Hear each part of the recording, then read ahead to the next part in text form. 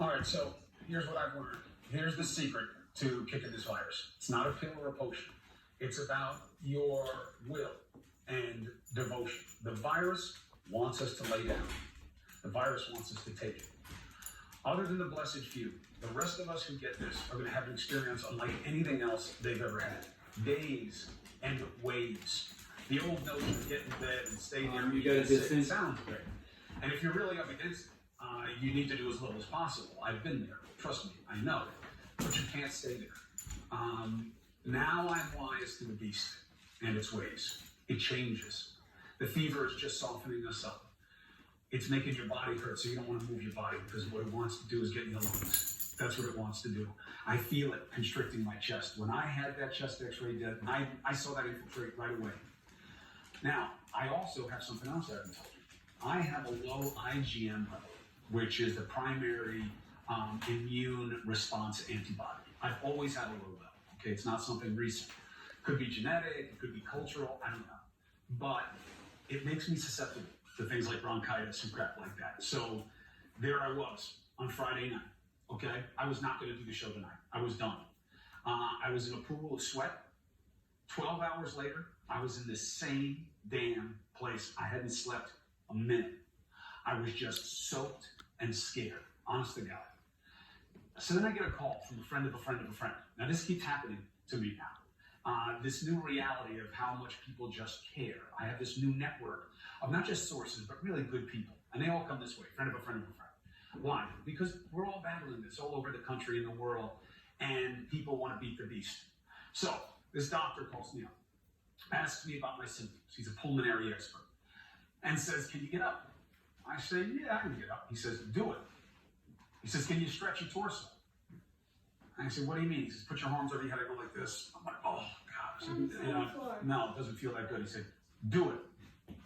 He said, can you hold your breath for 10 seconds? I said, probably not, to be honest. He said, do it. And then he gave me the key. He said he heard me say that I wanted to keep this out of my lungs. And he said, I saw your x-rays. It's in your lungs. And you got the right fear and you got the wrong approach. You can't wait it out. He said, you have to fight. And not in some silly metaphorical way. This isn't about like channeling Rocky or Eye of the Tiger. You've got to do the things that will beat this virus. You've got to breathe deep when it hurts. And it hurts. I know it hurts. And I'm not trying to minimize anybody's pain. When you get a fever spike and that hurts, he said, you can't take confidence that it's going to go down. There are going to be spikes for at least 10 days when you get a fever. You got to layer up. You got to drink. You got to take Tylenol. And you got to fight back. You've got to make that fever go down any way you can. The chest gets you. It makes you small. It's really what defines this COVID. And the COVID is banking on you doing nothing. Your indolence, as the doctors call it. It wants us passive on our backs. It wants us to do nothing. The answer has to be to do everything. I lie on my side. I lie on my stomach. I'm up. I'm doing my breathing. I know I've got that stuff in my lungs. I'm not going to lose to this thing that way. No way. No way I'm going to do that to my wife and my kids and all the people who care about me. I'm not going into the hospital for something that I can avoid, if I can avoid it.